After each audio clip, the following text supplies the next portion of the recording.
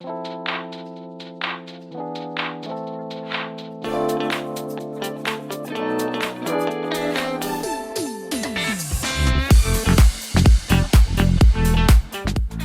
to the Upshot, Ultra-World Disc Golf's podcast about the latest in the disc golf world. I'm Charlie Eisenhood, editor. Joining me, Josh Mansfield. It is Tuesday, April 18th, but I'm just going to go ahead and level with you folks. We're talking Monday morning, April 17th, which, no big deal, right? The tournament's in the books. We know Champions Cup is coming up. All good, but, Josh, there's a crucial thing. Currently, they are playing the Champions Cup qualifier. So we're seeing scores coming in real time. So maybe there will be a little drama for you to relive if you missed the qualifier and you're checking this out on Tuesday. Of course, by the time the show comes out, the full field will be set. 8 players will get in from MPO's qualifier and 4 out of 5 players will get in FPO. So we shall see. We will discuss as we go along. As of this moment right now, we've got Ben Wolf and Matt Dollar tied at 4 under. Ben is through 7 holes. Matt is through 11 holes. And Garrett Gerthy is in. Andrew Presnell is in. Nate Perkins is in. Chandler Fry, Aaron Gossage, Ezra Aderhold.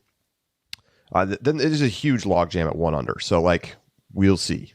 But some players are just starting their round. Some are about 9 holes in. Mm-hmm. Interesting stuff. We will check in on it later. Josh, how was your weekend? A lot of work. We've got some good things happening at my work. We're opening another clinic today, and so okay, nice, very very exciting stuff. But also meant that I worked probably more this weekend than I did during the week, and I worked a full 40 during the week. So it was a busy weekend, but that's all right. I threw up some disc golf while I was putting together equipment, and it was great. So here we are, and I'm glad things are back to normal. How about and I will mention though. Lakers and Knicks both have won the first game of their series. So you love to see it on the road wins. Let's go. It was a good start. And John Morant, I don't wish ill on anybody ever in sports on injury speaking wise, but my heart's a little bit lighter about this series if John Morant is not going to be playing because of his hand. Everybody's breaking their hands yesterday. I don't know what's going on. Yeah, right. Yeah, I mean, they're toast if he's not playing, obviously. Yeah. Well, okay. Lots to talk about. Pretty entertaining silver event this weekend at the North Cove courses in North Carolina. We're going to talk about the courses, particularly, honestly, both courses. Both. Interesting. Worth discussing. Mm-hmm. The future of this tournament, worth discussing. The results from this tournament, very interesting. So we've got a lot to get to, and we also have some kind of bigger topics to tackle. I'll preview them right now to get you excited for the rest of the show. First of all, Kristin Tattar, can't you become the first woman to get to 1,000 rated? We talked about this with Paige. It's time to start talking about it with Kristin. We've got the numbers. We're going to check them out. Next, UDisc World Rankings. Gannon Buhr is now number 1 after his win this weekend. And we got to talk about that. Mm-hmm. World rankings, mind you. This is not a power ranking. Okay? This is a 2-year ELO rating style rankings with time decay, et cetera, et cetera. Gannon Buhr at number 1. So we're going to discuss that as well. Much more to come as we get through the show. So let's begin, though, by talking about what happened this weekend. So we had the Innova Blue Ridge Championships at North Cove. Kristin Tattar wins by 9 strokes in FPO over Sarah Hokum. Just absolutely on fire this weekend. Josh, go ahead. Yeah, that number is equivalent to her hot round of the tournament, 9 under in round 1.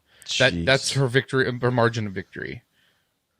And the winner over in MPO, well, you already know, it's Gannon Buhr. He beats Bradley Williams by 2 strokes and, of course, moves to number 1 in the UDisc rankings. Notably, his final score, 18 under. FPO, Kristin Tattar's winning final score, 22 under. This is rarely seen. And we're going to get into what that means. And maybe honestly, let's just do it right now. What did you think of these courses? Because and why don't we start with the Boulders course, the FPO layout? This is and I said it last week because we were looking at the college championships results, and we saw pretty good scores coming in from 970 rated players, and I was like, this is going to lay out really well for the FPO division, and it did. So what did you think of the entertainment value of this course and how it played? This is one of the best FPO courses that we've seen played on tour. I think it was excellent. There are a couple holes. I'll caveat real quick. I think hole 3, for example, hole 3 had very, very few birdies and large chunks of par and then very few bogeys, right? Poor scoring separation. Hole 9, I don't think was birdied all weekend. Hole 6, same. So couple of holes, right? There's a handful of holes, but it also has more holes that have a good diverse scoring spread that I think I have ever seen at a tournament for FPO. If you let's just look at, for round 3, for example, you've got hole 1, 21% birdie, 38% par, 23% bogey, 10%, 18% worse than a bogey. Hole 2, very similar profile. Hole 13, hole 14, hole 17, hole 18, a little bit outsized on par on hole 18. But my point is that the overall, if you just look at round 3, 20% birdies, 52% par, 22% bogey, and then a couple percent of bogey or worse. That is such a good scoring spread, and the way, and it passes the eye test as well, right? Just watching it visually, there were so many holes that I'm like, oh, they could get there if they push it, but there's going to be some risk there, or oh, this is definitely reachable. Someone messed up what should have been a pretty routine shot. I felt like this was a really, really excellent course for FPO, and I had a great time watching it. I mean, even the hole 9, which was not birdied. Yep. There were still players getting into Circle 2 in regulation. So it's not like it was impossible. Right. Players just didn't make their putts. Every hole had players inside at least Circle 2 in regulation with a look at birdie. This is what it's supposed to look like. This is what it's supposed to be. Yes. It's a great course. It's a little more standard, I guess I would call it, compared to the MPO layout, the gorge. It is. But it's just like a good disc golf course in the woods, with interesting, terrain and features and water and challenge and birdie possibilities. This is it. This is it. Now the gorge, on the other hand, a little bit more. I don't know. I've seen every possible evaluation of this course online. Okay, it's too gimmicky. This is the most amazing course we've had on tour this season. This is what disc golf is supposed to look like. I hate the rocks on the green. You name it, but it certainly was interesting. You have to admit that it was interesting. And yeah, look, there are some holes that probably need to be tuned, but are you surprised? This has basically not been played by an elite field ever. They've now had a chance to play it. There's going to be feedback. They can rework some of these holes easily. And the thing is, it's so picturesque and beautiful to watch. And this is the thing about both of these courses. I just feel like, wow, finally we're on a course where I can see the hole. I can understand the layout. I know where they're trying to go. There's all kinds of interesting shot shaping happening. I mean, watching Garrett Gurthey throw flip up mid ranges 450 feet is awesome. And there's just not that many courses that demand that. Mm-hmm. And so it's just so nice to watch players not simply throwing distance driver hyzer over and over and over, which I'm going to be honest, that's what we see a lot of. Or, oh, they throw a roller. Okay, I mean, rollers are interesting, but you end up getting these same kinds of shots again and again. We saw an entire spectrum of shots on this gorge course, and I thought it was good. I did too, and I think visually, like you said, I mean, just absolutely gorgeous. I love the variety of the shots. There still was distance. There's still when someone, you said that you saw comments that they felt like this was the best course on tour thus far. I would agree with that. I think for this season, this is the best course that we've seen. I also agree, though, that it was too gimmicky. I don't think, and here's why. Here's the point. I don't have a problem with gimmick per se. As an outright rule, I'm not like, I hate that. The reason USDGC uses gimmicks is because if you got rid of them, that course would be a snooze fest. It would be wholly uninteresting to watch. Yeah. It doesn't have the kind of property necessary to be an elite level disc golf course without the intrigue that is created by the variation in the rules to build that drama. Sure. I don't have a problem with that on principle. I think using gimmick to make to make courses interesting is fine. I think that there is a limitation to the number of excellent courses that are also, work with the tour schedule and have good location for spectators. And we know that the list of criteria that we need for a pro tour event is a demanding list. And so if we use gimmicks in some cases in order to supplement properties, let's say we want to stay in Austin, for example, because we agree that Austin is an incredible city. Maybe we need to find a property where we can just use gimmicks and make it a little more interesting using some gimmicks to create drama. That's fine with me. This property didn't need that. You have what I think is one of the most excellent disc golf properties. It's gorgeous. It's got a variety of shot shapes. You got great islands built in. There's so much going for this course. And I felt like as a consequence, the artificial drama created by the rule changes detracted from the greatness of the course. And that's my problem with how this tournament was presented. This course doesn't need it. You get rid of some of those rules, get rid of the weirdness, and this course could still play absolutely amazing. And I really hope that it stays on tour for years to come. Yeah, I think my question marks about this venue have nothing to do with the property and everything to do with the spectator side of things. Yep. Can they pull enough people here to make this stick? It's just kind of far away. They don't really have great facilities in the area. I think it's 30 minutes from a grocery store. That doesn't necessarily rule it out, but I do harbor some concerns about that. But I feel like the course is good enough that they can make it work. They can get people excited about it. And as long as they can figure out ways to, and maybe this becomes one of those ones where it's tickets are $50, $60 to get in as general admission. It's just more expensive because they have fewer tickets to sell, but you can still make it worth it.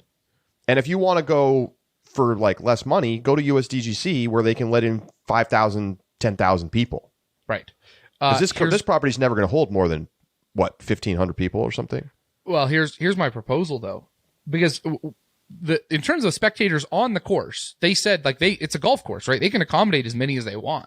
It's about getting people there in the facilities. Sure. But with enough money, you can overcome that. Which event brings in the most money that could be put then towards logistics and operations? You're asking me which championship? Yeah. Oh, sure. Right? Put the championship there, bring in tons of sponsorship money, and then set up just rows and rows of bathrooms, a mini grocery store out there, right? Set up, just put a ton of money in to make this just an amazing venue. Lots of camp spots, make it available for people to come out there. And I don't know, I'm not a city planner, I'm not a park planner, I'm not a festival planner, whatever you want to call it, right? I don't know fully what that would look like.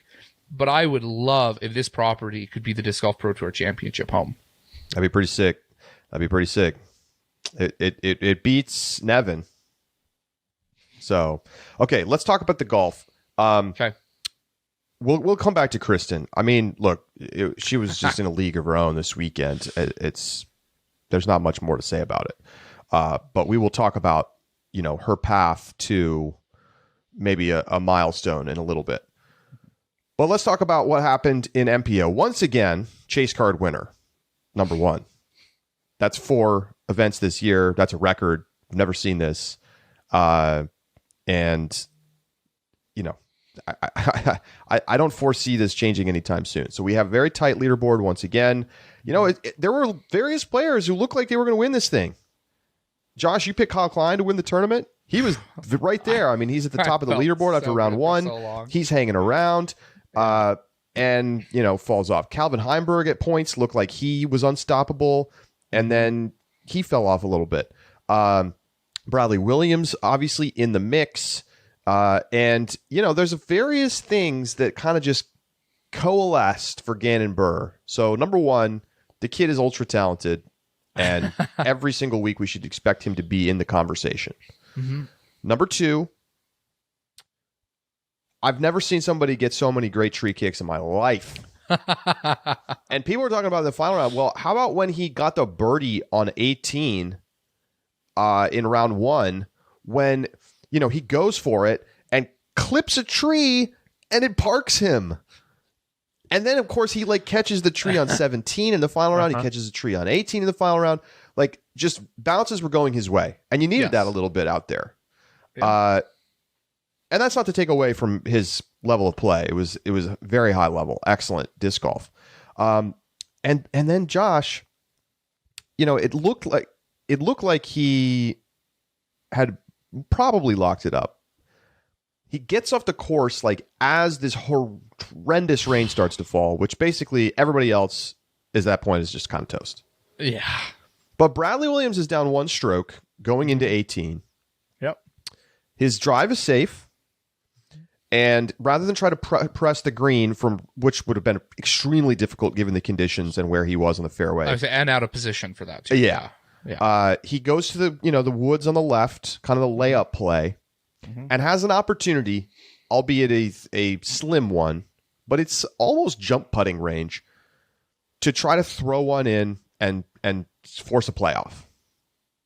And he just straight lays up, doesn't even attempt to go for the green.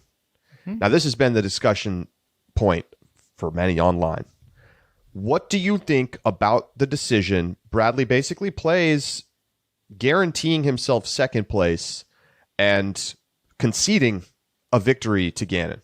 Mm-hmm. Let's say he goes for the green, goes to not just the green, right? To throw in. Because that's what he's trying to do. And goes OB. I don't think that's inconceivable. I think it's probably certainly possible. The likely, actually, is what I would say, knowing this hole. So let's say it's a likelihood then that he goes out of bounds. Okay, so he goes out of bounds, and then he continues to play it as normal, right? Great. Okay, but let's say he goes out of bounds, and then something else happens, right?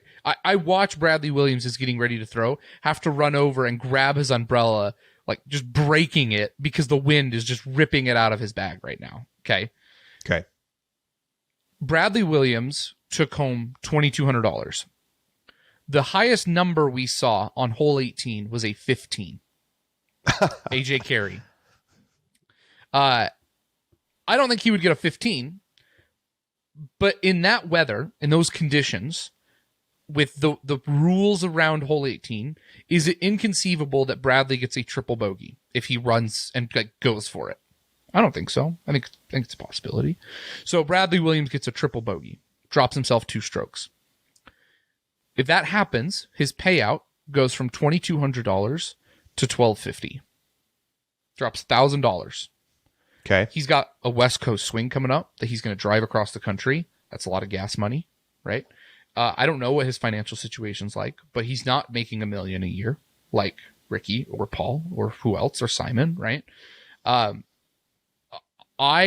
think the likelihood of just playing percentages that he makes that shot is what? 5 is maybe generous in those conditions, right? Given the shot that he's got, so give him 5 and 95, and I'll say 75% chance that he goes OB and just has to do it over again. I am pretty bullish on these things usually. I usually say people need to run it, but I think he made the right decision in this case.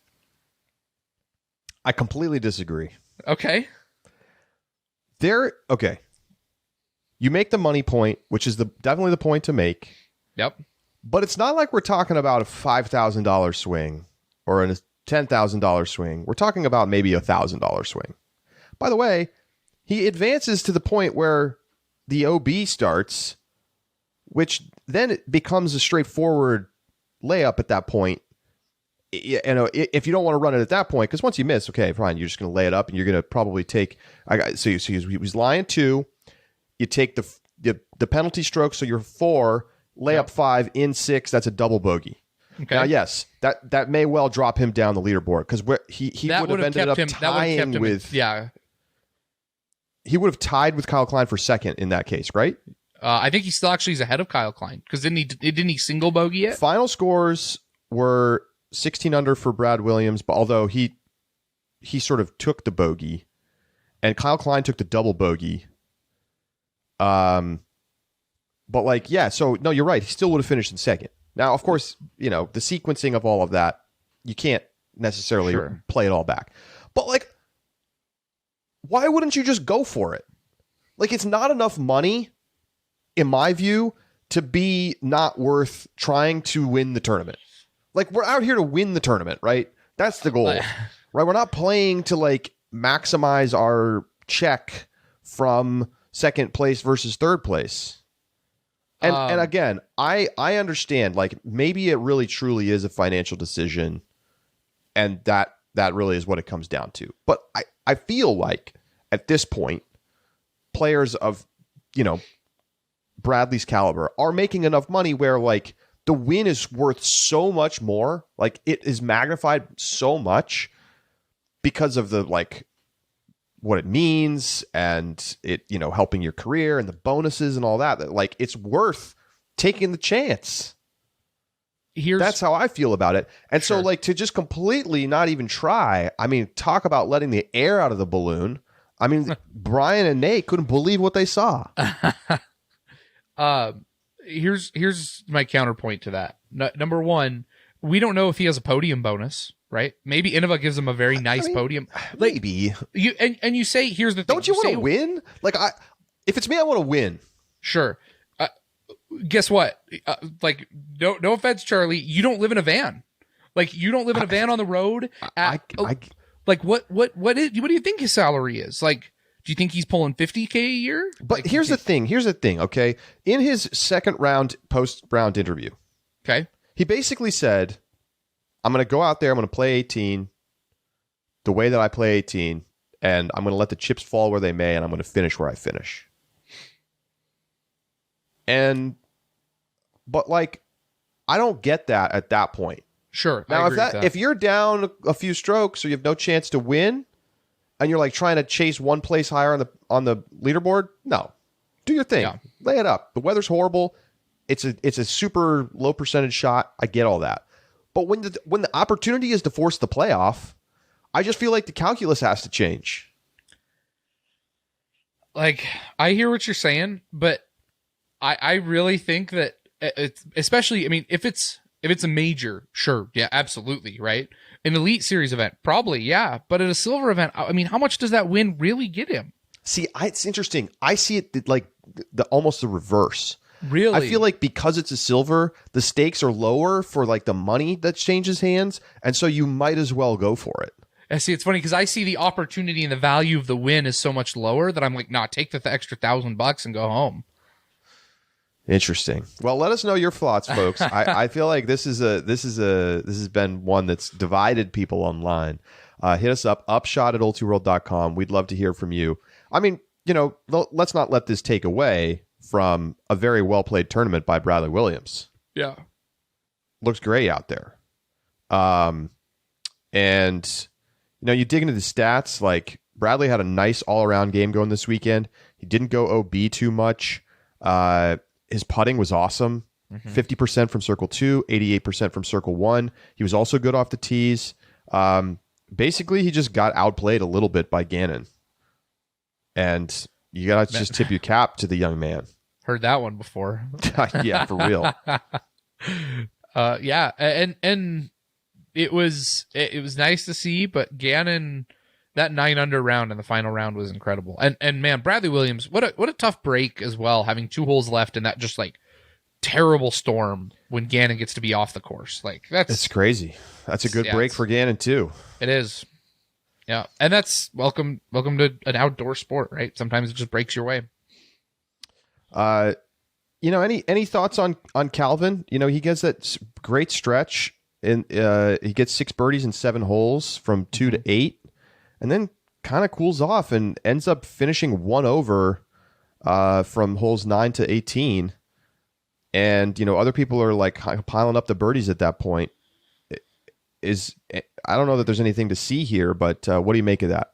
I don't read into it too much. The real, like, if you break it down real close, like, you're right that entire stretch, but I look at, hole 15, 17, and 18, he's got 3 OB strokes.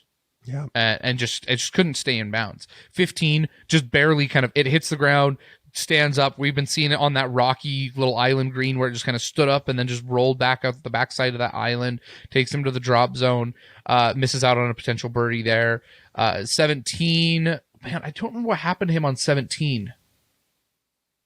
And then 18. I don't either. Yeah, I don't remember on 17. I think it was something. I overcooked it, hit a tree. I don't know. Now I'm just throwing things out there. I mean, but it was also kind of out of contention at that point.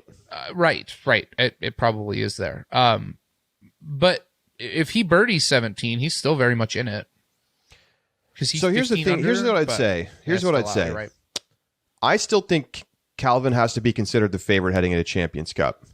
I think you're right. One thing I look at is that he didn't miss a putt in the final round. The putter has been the challenge for Calvin, and it's been so good this season. Maybe he wasn't quite to his standard in the other rounds, but for him to come out there and, he only had 1 circle 2 putt, which he made. He did not miss inside the circle. The guy's dialed. Yeah. The guy's dialed. And, it's tough out on that course. The margins on the drives are very, very slim. So I still think that he's got to be considered the favorite, even though Gannon Buhr has taken over number 1 in most power rankings, as well as the UDisc World Ranking. We're going to talk about that next.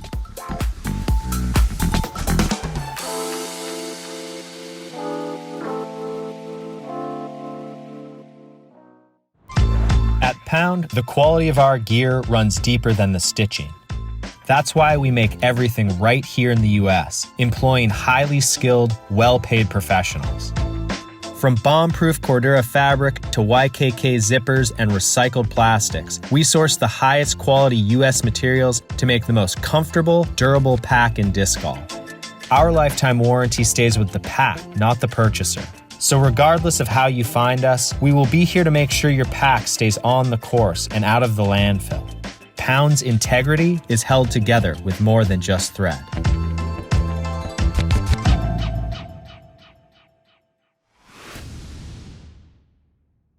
Welcome back to the Upshot. So, Gannon Buhr is number 1 in the UDisc World Rankings. Meanwhile, Calvin Heimburg just moved to number 1 in the Stat Mando World Rankings, official rankings.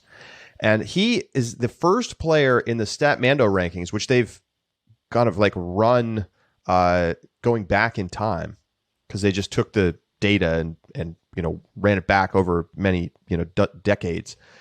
He's the first player since Will Schustrick in 2013 to be at number 1 in their rankings, other than Paul McBeth and Ricky Wysocki. So we have these 2 rankings. We've got Calvin at number 1 in one of them. We've got Gannon in number 1 in one of them. Josh, who should be number 1 right now? In world rankings. In world rankings. In world rankings, not power rankings. I think it should be Gannon. Wow. And here's why. All right. I think you need to think of, and you can tell me if you disagree here, but the exercise I try to do is I take the months of November to January or October to January, and you have to cut those out and pretend they don't exist. Because I don't think you can punish players for what happens in that stretch when they're not playing. Sure. I think recency bias is what does punish them. So if you remove that and pretend that those months just don't exist, Gannon is only 3 months removed from a major. Right? We're talking about him in the summer as if he just won Champions Cup, right? That's kind of the equivalent in terms of time frame. So if you build that, and especially where LVC only has that one is the only tournament in February, right? So take out imagine if that stretch is closer to a normal tour, like, or just, doesn't exist and it just starts again in March. And so you finish Champions Cup or the Disc Golf Pro Tour Championship, and then 2 weeks later you're in Texas for the Texas Swing. If that was how the flow went, we would still be talking about Gannon and how successful he's been because he just recently won a major. And it's easy to forget that because you have a long off season that's also filled with other news that gets Gannon in the news cycle that isn't like performance oriented in the same way. And so I think that the value of his major decays in the recency bias, but in a power rankings that doesn't, hopefully excludes that consequence of the off season, I think that Gannon absolutely deserves to be number one over Calvin. Let's look at some numbers. So far in 2023, both Calvin and Gannon have one Elite Series win and one silver win. Calvin has been on the podium at every event. He has 5 podiums. Gannon has 3. Currently, Calvin is at number 1 in the Disc Golf Pro Tour standings. Gannon is in 3rd. And I said Calvin hasn't missed the podium. He's missed one. He was 4th once. And this weekend. That's right. And Gannon, meanwhile, has had 19th, 24th, and 30th place finishes so far this season. So he's been a little bit more feast or famine. Now, I think we can all understand a little bit why. Like why it's been a little bit up and down, and like some of his early events were a little off the mark. There's been a lot going on for Gannon. Now, let's go back to 2022. Both guys had 2 wins. Calvin won at Jonesboro and Deglow. Gannon, of course, winning at the USDGC. He also won Masters Cup. 7 podiums apiece. We're counting silvers, obviously. Finishes at the majors. Calvin was 3rd at Champions Cup, 8th at European, 6th at Worlds, and 3rd at USDGC. Very good, all top 10s with 2 podiums. Gannon did not play European, so he was 5th at Champions Cup, 14th at Worlds, and then, of course, he won USDGC. Gannon had 18 top 10s last year. Calvin had 14 top 10s last year. Calvin finished 3rd in the Disc Golf Pro Tour standings by the thinnest of margins. I think he had about 900 points. Gannon had 895 points to finish in 4th. So that's your statistical breakdown. Basically the same number of wins, very similar resumes overall, with the difference being that Gannon has the major, and Calvin has been a little bit more consistent to start 2023. But if you go back over 2 years, I think the level of consistency is actually pretty similar, and the results are actually pretty similar. And so I guess, it almost comes down to who do you feel like is the better player? Like and that's why I think people are seeing Gannon atop this list and being like, this makes no sense. But actually, by the numbers, he's been equal to Calvin, if not slightly better, assuming that you value the major win above and beyond. And that's right. How many times, I know I said last season, remember, like Gannon's season feels reminiscent of a couple of years ago when Calvin didn't miss the podium. Right. We used Calvin as the analogy to Gannon's season last year because of how consistent he was. But if I were to look at power rankings, it's interesting because power rankings has it flipped and has Gannon at the top right now, at least in Statmando, because of his recent silver win, this weekend. I think Calvin is better this season. And I don't think you can argue that, right? I don't see how you would. They have the same number of wins, and Calvin has clearly been more consistently good. And I think what also needs to be pointed out is Calvin's consistency isn't it's not top 10 consistency. It's not, oh yeah, Calvin's usually hanging around. It's Calvin has not missed the podium except for last weekend where he took 4th. And he was in the hunt, and he's been in the hunt for every single win, essentially. Exactly. It's an amazing season so far for Calvin. And if he does this well at Champions Cup, even without a win, he may have one of the best starts, because we kind of think about this as, I think about it in the first quarter of the season, right, through Champions Cup. And that kind of puts an end to this chapter of the season in my brain. Calvin is just going to have one of the best sections of tour that you can have. If he performs well at Champions Cup, doesn't even need to win it in my book. I mean, a win obviously is important, but when I look at world rankings over a 2-year time frame, Gannon has done something that there are many players who will go their career without ever doing. And we talk about how Calvin is we talk about Calvin. This is Calvin's year. He's going to win a major this year. But I'm sure people have said that about Calvin before. They've said it about Simon before, right? And Calvin is the best player without a major right now.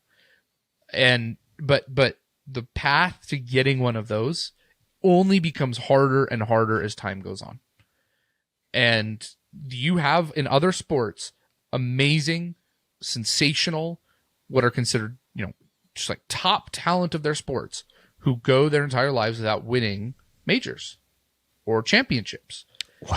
And one of those players is named Calvin Heimburg so far. And one of those is named Calvin Heimburg so far. So for me, that's what gives Gannon the edge. And I think at the end of the day, I don't think I buy it. I think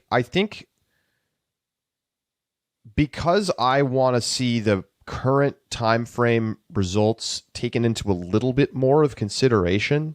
Okay. I don't agree with the UDisc standings. I think Calvin should be number 1 right now.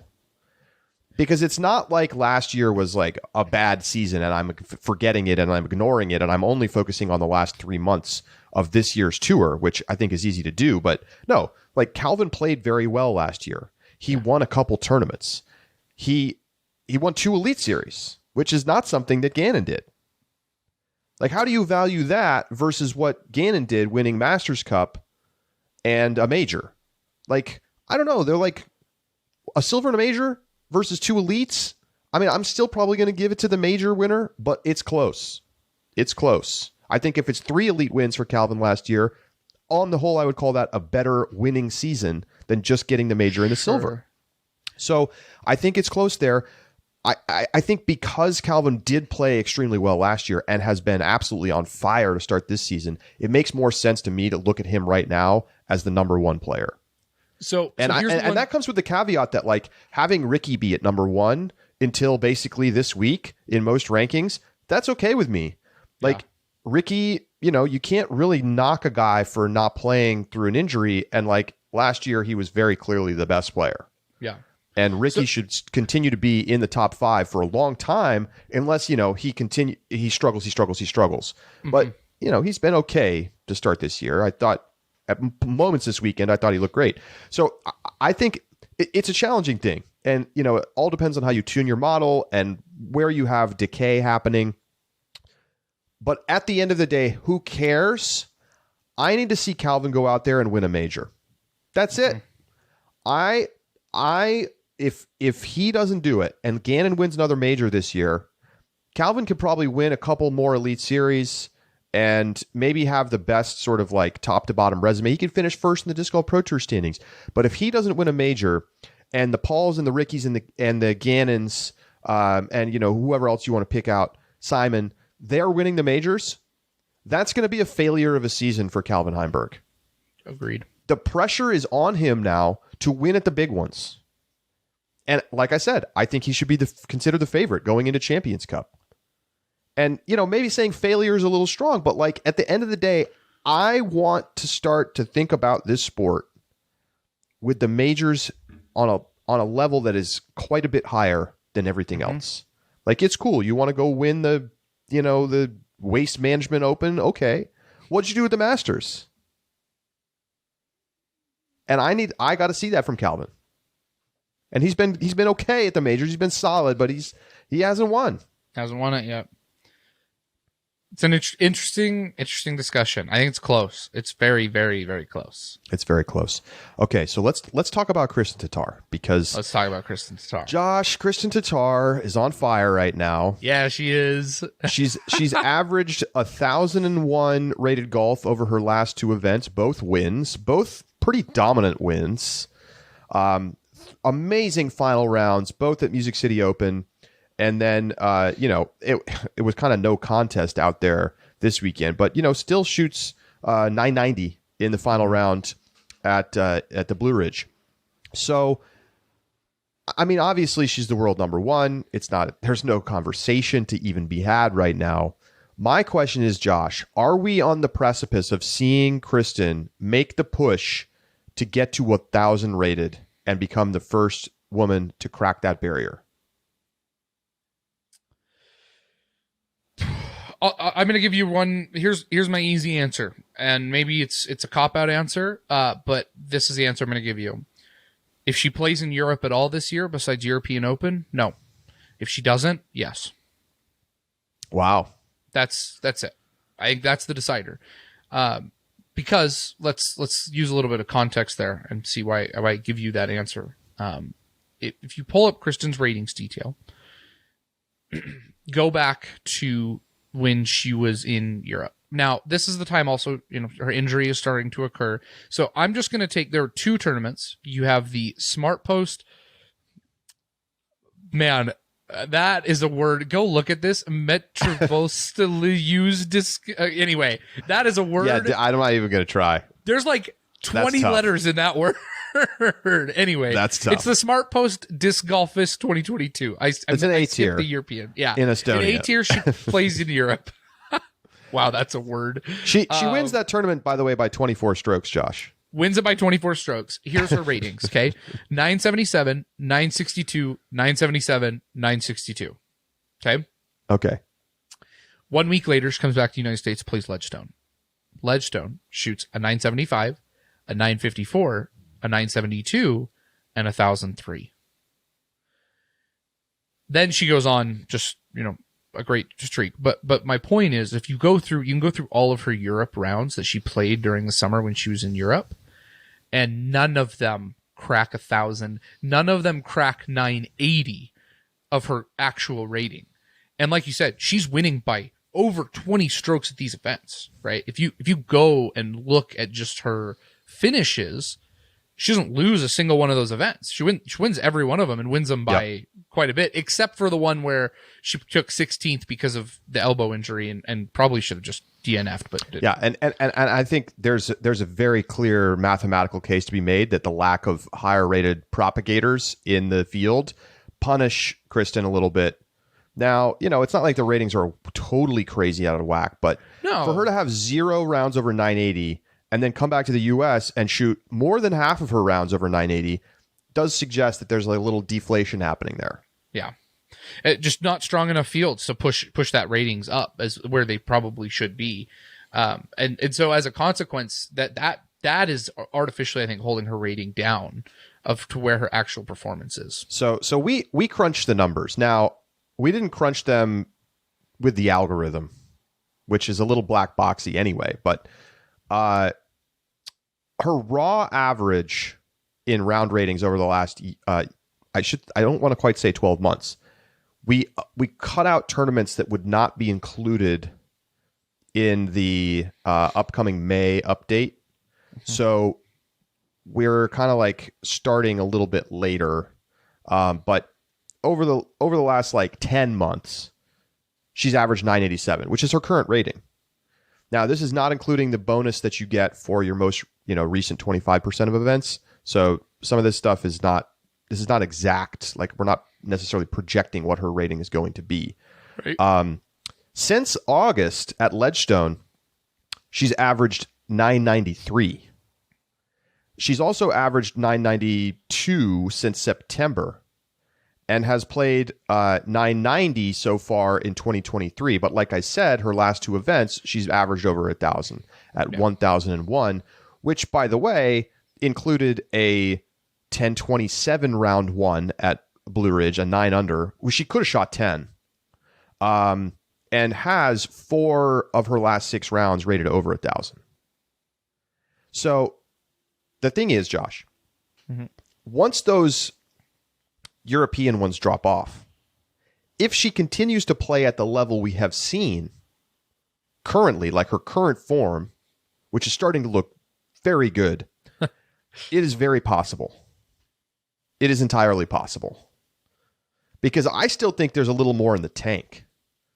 Like, she's playing really well, and yet there's an opportunity for her to even improve from where she is right now and what we saw from her this weekend. And that's a scary thing because she is just absolutely killing everybody. Yeah. Here's the one thing I will add that needs to happen as well. So if you go back to Music City Open ratings, 10-18 round 3, 10-12 round 1, but round 2 was a 945. Even if she's averaging over 1,000 while shooting lower rounds like that, that's going to be a problem because rounds like that stretch the way the ratings work. For those who aren't as familiar, any rating I think that is, it's either 2.5 or 3 standard deviations outside of your average gets dropped for being too low. They consider them a statistical anomaly on the low end. And so, for example, if Kristin can tighten up the spread of her range of a lot of her rounds, and the lows aren't quite so low, even if it's not a bunch of 10-20 rounds, maybe it's only some 10-10 rounds, but if her low end is in the 970s and 980s, things like her 928 at the Open at Austin, see ya, gone. The 945 Music City Open, gone. And those things that are pulling her rating and kind of keeping it down a little bit get dropped off, and it almost starts cherry picking her good rounds out and pulling away those bad ones, tightening up the whole spread. And if she, and then the 25% bonus that you get for recent events, like that, I think that there is a clear, though difficult, path statistically to how Kristin could get to that 1,000 rated. I think it could happen this year. I think we're in the ballpark of it happening this year once we get into the summer. Now, it, without question, is going to require Kristin, this is not exactly shocking, to play at that 1,000 rated level for the next few months. Yeah. She has to maintain what we have seen. And it can be around these low 1,000 rated average. But if she can do that, and when those European events drop away, there is definitely a chance for this to happen. And look, I can hear Brody thrashing right now. Ratings don't matter. But the thing is, this would be an incredible accomplishment. Mm-hmm. It will be something that we look back on. It will go into the history books. There will be an article written about it. Like it would really be something. And I think it would cement what is already a very obvious, best player on earth right now conversation. And it's pretty exciting prospect. And I feel like we're seeing it right now where, she's going out there and just obliterating professional players. Mm-hmm. And, has strokes to spare. And I wonder if she will start to feel some motivation, like especially with a big lead like this, to actually keep pushing rather than laying up or, thinking about, I'll just take a bogey. Who cares? No, like I want to get to that 1,000 rated mark. So I'm going to really fight for every stroke. It could happen. It could. Pretty amazing. Yeah. She can't play in Europe again this summer though. Just European Open. Yeah, she can play and European PCS Open Sula, maybe. And PCS Sula. She can play those 2 events. Anything else? Sorry, Kristin. Just take some time off while you're at home. Stay away from the local C tiers if you want to hit this 1,000 rated. Well, it's interesting stuff. Hit us up, upshot at ultiworld.com. Give us your thoughts. We've already been getting some interesting emails, and we'll check in on those coming soon. All right. Let's dive into a couple things we need to do. First up, hole 18 reviews at North Cove. Let's start with MPO. It was a very interesting hole 18, very challenging, punishing OB rules, tiny island green, trees everywhere, and 0 birdies in the final. Oh, no, I'm sorry. 1 birdie in the final round of 0 consequence. And so, Josh, your thoughts on hole 18? Yeah, on the MPO side, I'm going to give it a 9 with an asterisk. Okay. A 9. Wow. That's got to be the highest score of the season for you. It is. And maybe this is cheating. I think if you had put a punishing drop zone on the back end of that green and then just played normal OB rules, cross the island, or, then you get to move to the drop zone, you have what is, in my opinion, one of the best hole 18s on tour. It is scenic. It is punishing.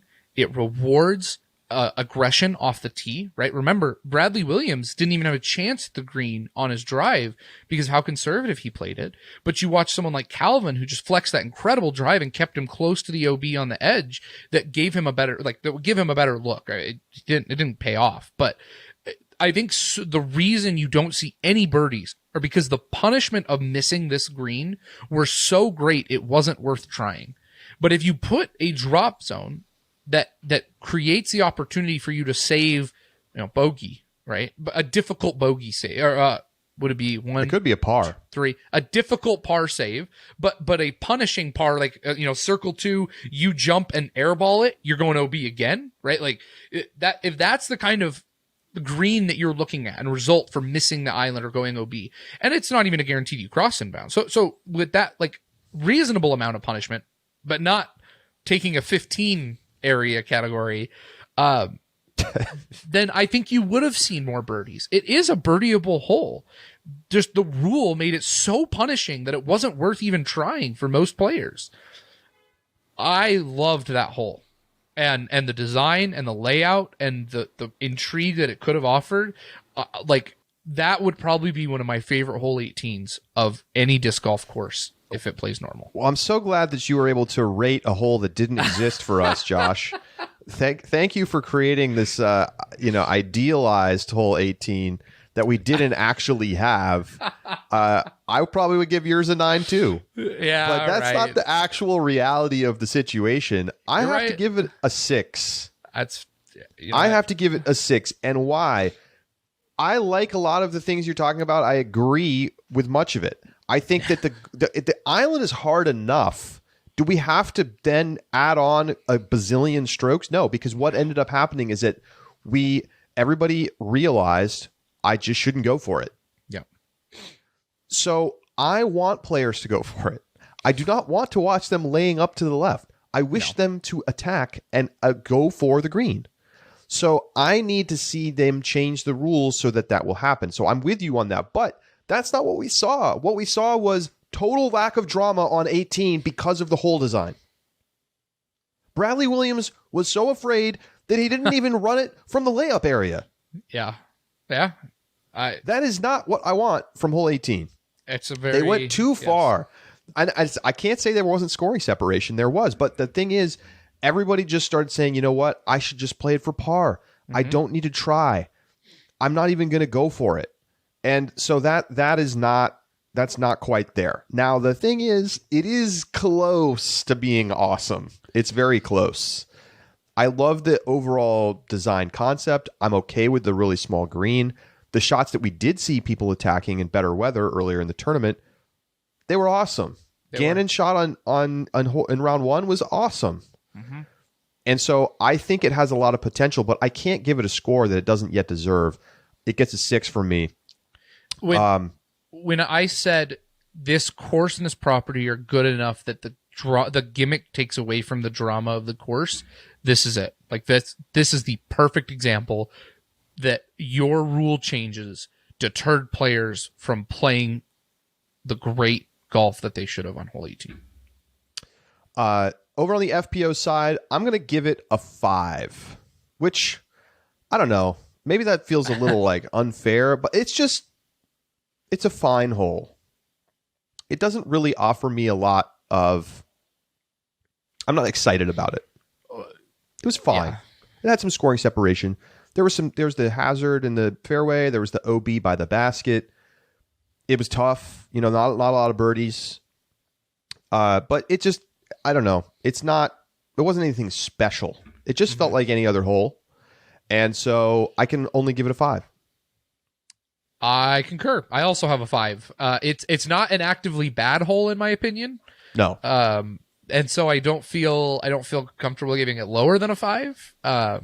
But your par percentage, day 1 76%, day 2 60%, day 3 63%. Like, yeah, you need to shorten the tee pad a little bit.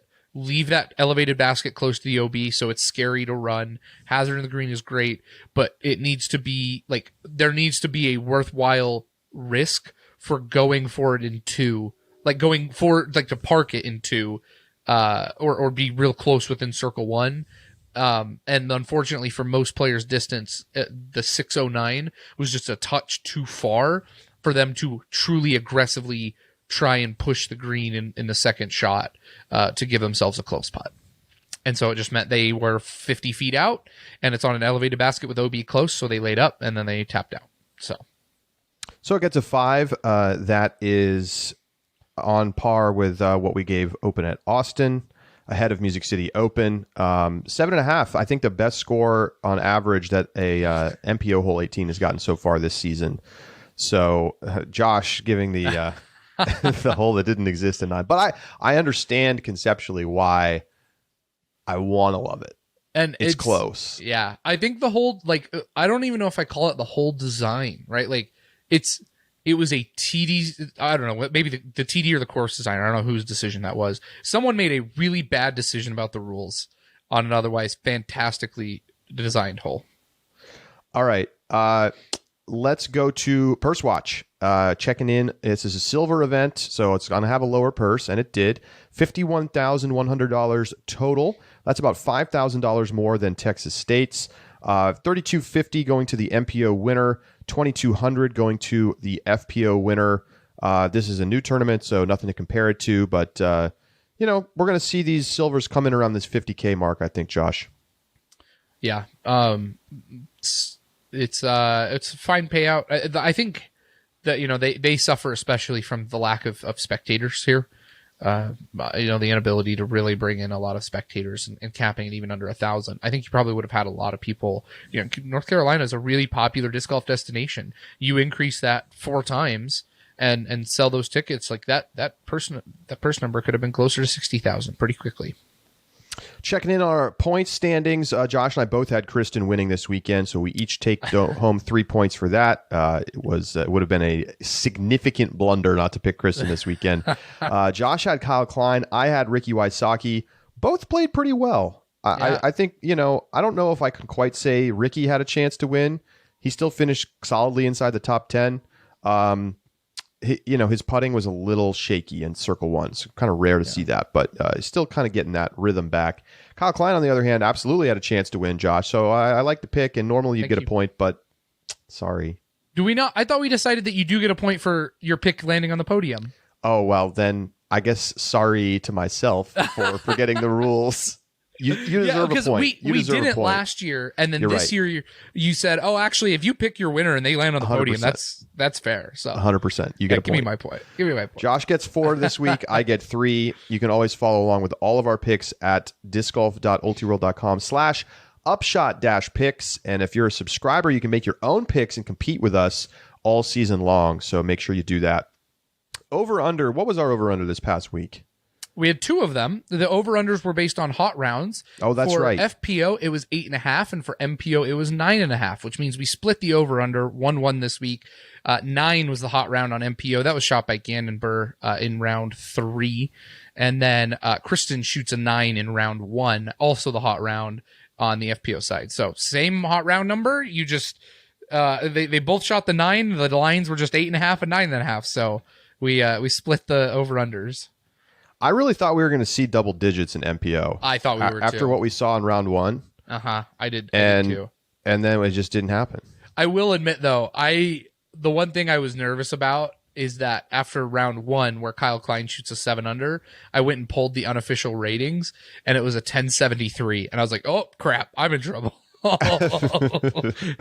I think Gannon's 9 under was a 1083.